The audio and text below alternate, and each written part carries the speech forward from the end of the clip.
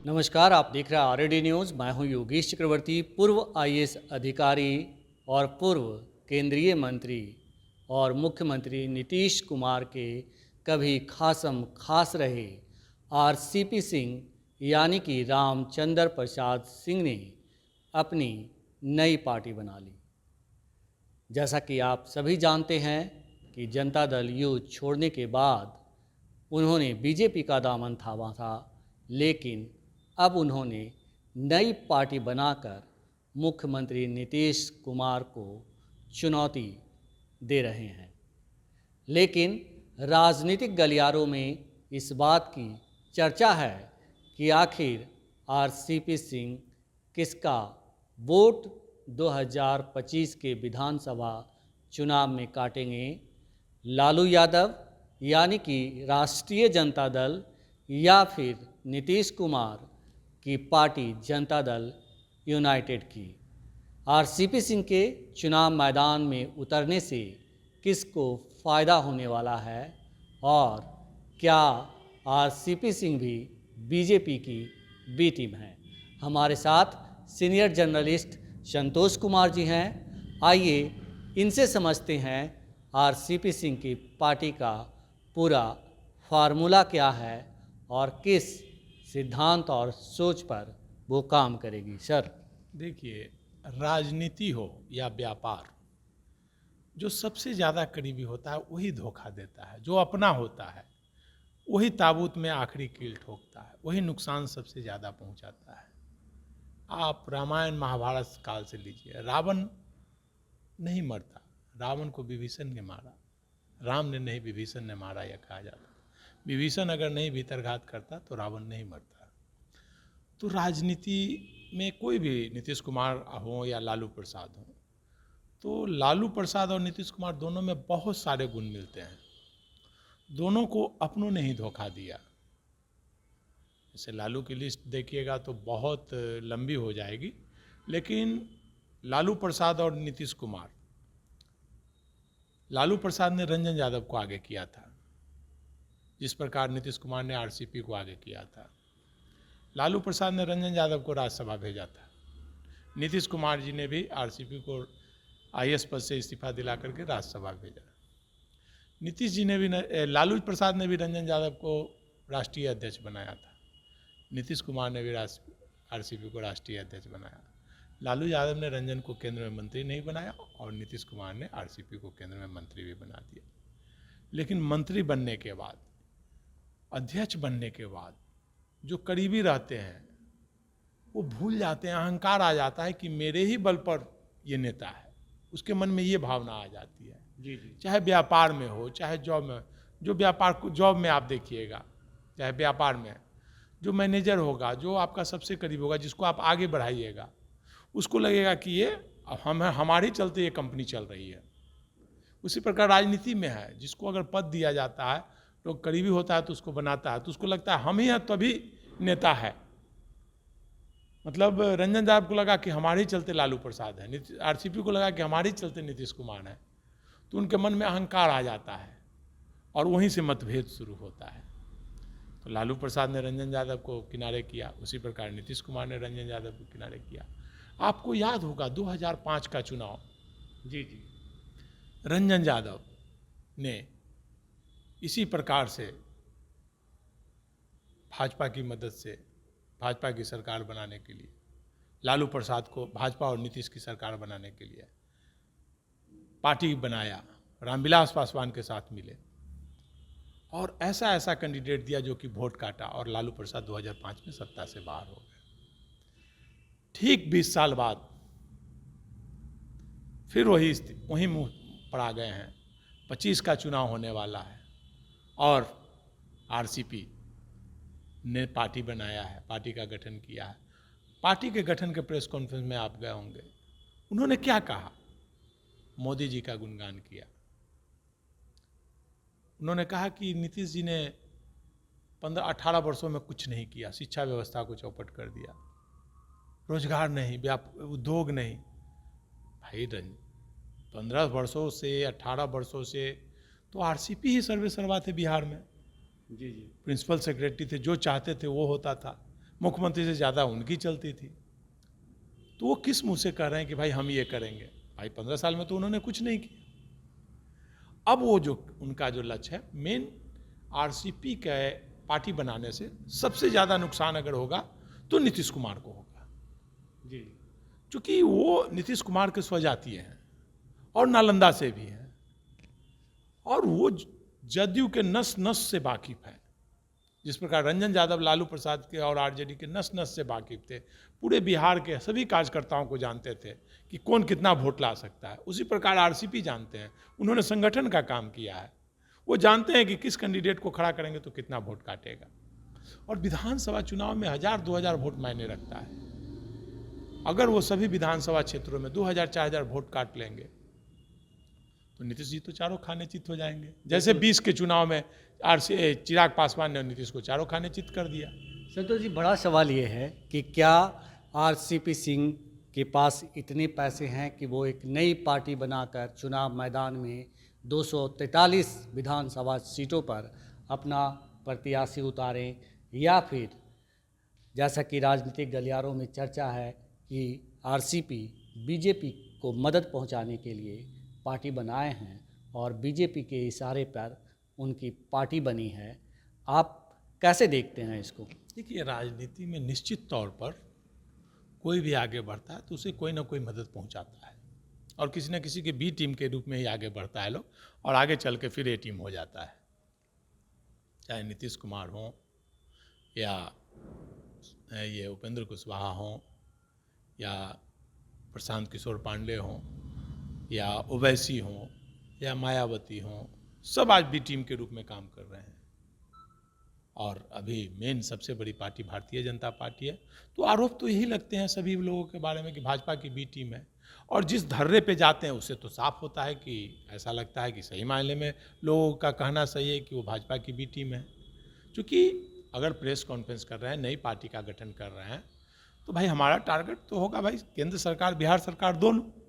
तो भाजपा का आप गुणगान कर रहे हैं, जी जी, नीतीश कुमार को टारगेट कर रहे हैं, तो स्वाभाविक है निश्चित तौर पर कहीं ना कहीं भारतीय जनता पार्टी चाहे उनके वोटर वो समझ रहे हैं कि भाई नीतीश कुमार मजबूरी के नेता है, मजबूरी में भाजपा उनको झेल रही है कि लालू का विकल्प उनको नहीं हो पा रहा है, तो लालू को हटाएंगे तो भाई नीतीश जरूरी है।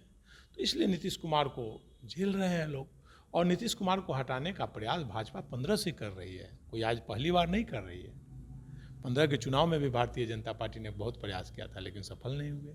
20 के चुनाव में तो आप ये कह रहे हैं संतोष जी कि आरसीपी सिंह और पीके पांडे इन की जो पार्टी है नई, ये जन सुराज और आपकी सोच या आपकी आवाज़ आशा, ये जो दो पार्टियां हैं, ये दोनों पार्टियां मिलकर सीएम नीतीश को निपटा देगी 2025 में, और लालू यादव कहाँ खड़े होंगे? देखिए, टारगेट तो यही है कि नीतीश और लालू दोनों को फिनिश करो। प्रशांत किशोर का जो एजेंडा है, उनका टारगेट सबसे पहला टारगेट लालू है, वो प्रशांत किशोर का। सेकंड टारगेट नीतीश है, क्योंकि लालू को टारगेट वो करके चलेंगे तो नीतीश का वोट अपने आप उनको मिल जाएगा जो अपर कास्ट वोट है। और आरसीपी का टारगेट केवल नीतीश, ओवैसी के टारगेट लालू प्रसाद, मायावती के टारगेट लालू प्रसाद।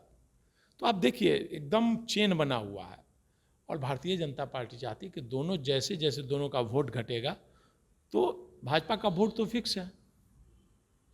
भाजपा का हर विधानसभा में 40,000-50,000 वोट है, और लगभग वही के करीब 2-4-5,000-10,000 का अंतर रहता है 50 विधानसभा में। और वही 5,000 वोट का अगर वो लोग वोट काट लेते हैं तो भाजपा की सरकार बन जाएगी। जैसे 2020 में जो सोच थी भारतीय जनता पार्टी के, नित्यानंद राय उस समय थे, भूपेंद्र यादव थे, अमित शाह का जो जोड़ी था, तो उन लोगों का लक्ष्य मेन था कि भाई नीतीश को फिनिश करोगे तो, और ओवैसी, नीतीश और लालू, ओवैसी को टारगेट दिया था लालू को फिनिश करने के लिए। ओवैसी, उपेंद्र कुशवाहा और मायावती, तीनों में मिल करके उपेंद्र कुशवाहा को मुख्यमंत्री का कैंडिडेट बनाया था। उस समय उन लोगों का टारगेट था कि आप आरजेडी का वोट काटो, और चिराग पासवान को बनाया गया था कि इधर नीतीश का वोट काटो, नीतीश के कैंडिडेट को हराओ। तो चिराग पासवान भी सफल रहे नीतीश के कैंडिडेट को हराने में, और उधर ओवैसी भी सफल रहे। जी। अगर नहीं सफल होते तो चिराग तेजस्वी यादव आज चीफ मिनिस्टर रहते, ओवैसी अगर नहीं सफल रहते। करीब 20-25 विधानसभा में ओवैसी ने आरजेडी को हराने का काम किया, खास करके सीमांचल इलाका। सीमांचल एरिया में। उसी प्रकार चिराग पासवान ने जेडीयू को हराने का काम किया लगभग 40 विधानसभा में। तो अगर ये बीजेपी का जो टारगेट था कि दोनों को हारेगा तो वो फायदा उस बीजेपी को होगा, और चिराग पासवान को उम्मीद थी कि 15-20 सीट जीत जाएंगे, और वैसे भी 10-15 सीट जीत जाएंगे और इनके साथ मिलकर सरकार बना लेंगे। लेकिन चिराग पासवान जीत नहीं पाए सीट, हरा दिया लेकिन जीत नहीं पाए। ओवैसी कुछ सीट जीते लेकिन वो भी फिर आरजेडी में आ गए। संतोष जी, मेरा सवाल आपसे ये है कि राजनीति के चौसर पे बीजेपी जो बिसात बिछा रही है, इस बिसात में कौन मोहरा बनेगा? कौन ऐसा मोहरा है जो पूरी तरह से पिट जाएगा और कहीं का नहीं रहेगा, नीतीश कुमार या फिर लालू यादव? देखिए, बीजेपी ने इस बार जो शतरंज की बिसात बिछाई है, जो चक्रव्यूह की रचना की है, उसमें एक तीर से दो शिकार करना है बीजेपी को। नीतीश कुमार को भी फिनिश करना है और लालू प्रसाद को भी फिनिश करना है। मोहरा जो चला, जो शतरंज की बिसात बिछाई गई है, उसमें दोनों फिनिश होंगे, लालू भी और नीतीश भी। नीतीश का तो 100% गारंटी है कि फिनिश करना है, और लालू में अगर मुस्लिम वोट अगर तोड़ने में सफल हो जाती है भाजपा, जैसे ओवैसी मुस्लिम वोट काट लें, प्रशांत किशोर पांडे काट लें, आरसीपी काट लें। आरसीपी मुस्लिम वोट में कोई नहीं, आरसीपी कुर्मी से ऊपर नहीं उठ सकते हैं नीतीश जी लेकिन को। उनके जो पार्टी के गठन के मौके पे जब बहुत सारे लोग जो अल्पसंख्यक समुदाय के ही लोग दिख रहे थे, वो बुलाया जाता है दिखाने के लिए, लेकिन आरसीपी कोई प्रभाव नहीं डाल पाएंगे, क्योंकि प्रशांत किशोर पांडे ने एजेंडा तय कर दिया। उनके पास पैसा आता है और कहाँ से फंडिंग आ रही है वो सब लोग जानते हैं। मतलब आरसीपी के जरिए नालंदा या यूं कहें कि कुर्मी बहुल नीतीश के क्षेत्र में वोटर में नुकसान पहुंचाना, जी, जी। जेडीयू का नुकसान पहुंचाना, और इधर ओवैसी और प्रशांत किशोर, मायावती, इन लोगों के माध्यम से आरजेडी को नुकसान पहुंचाना। तो ये नुकसान जो होगा, और बीजेपी की जो सोच है कि दोनों को सीटें घटेगी तो बीजेपी को गेन होगा। जी जी, स्वाभाविक बात। स्वाभाविक है। अगर गेन नहीं होता है, मतलब नीतीश जी का तो नुकसान, अगर मुस्लिम वोट नहीं टूटते हैं जी जी, तब फायदा आरजेडी को हो जाएगा। मुसलमान वोट अगर नहीं टूटेंगे तो इंडिया गठबंधन को फायदा होगा। अगर मुसलमान वोट भी टूट जाएंगे तो एनडीए की सरकार बन जाएगी। भाजपा की अकेली, जो भाजपा का सपना एनडीए है, की सरकार बनेगी या फिर बीजेपी की सरकार? बीजेपी की सरकार बनेगी। देखिए, पिछले 35 वर्षों 34 वर्षों से बिहार में पिछड़ावाद हावी है, सोशल जस्टिस की सरकार है, सामाजिक न्याय की सरकार है। लालू नीतीश पिछड़ावाद के प्रतीक हैं, पुरोधा माने जाते हैं, पिछड़ावाद के नेता मंडल के मसीहा माने जाते हैं, तो ये लोग प्रतीक हैं।